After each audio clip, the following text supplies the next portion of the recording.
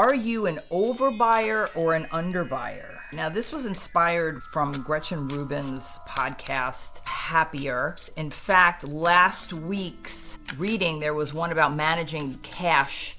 So now this is the actual spending habit. One of the things that happens in my household and in the business, since we live together and we work together, Trevor is more of an overbuyer and I'm more of an underbuyer. So we have these arguments about how much stuff do we have to buy. Let's see what the cards say on the energy is. How do you manage your spending habits? How do you feel about your spending habits? Okay, the energy is the Knight of Pentacles.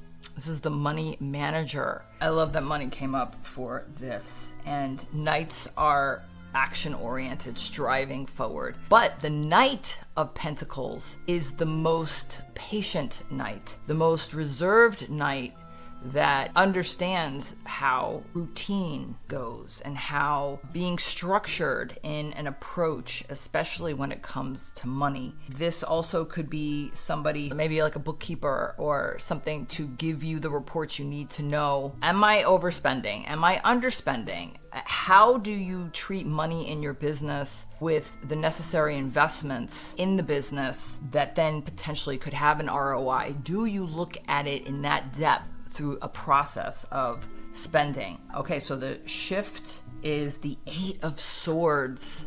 This to me says that if you don't understand this habit of yours, of whichever one it is, underbuying or overbuying, if you don't understand it, you're going to find yourself in moments of feeling trapped. Like when you need to spend money, maybe you're short because you realized how much you spent last month on something that wasn't really that important, or was there an ROI consideration in the strategy of this expenditure?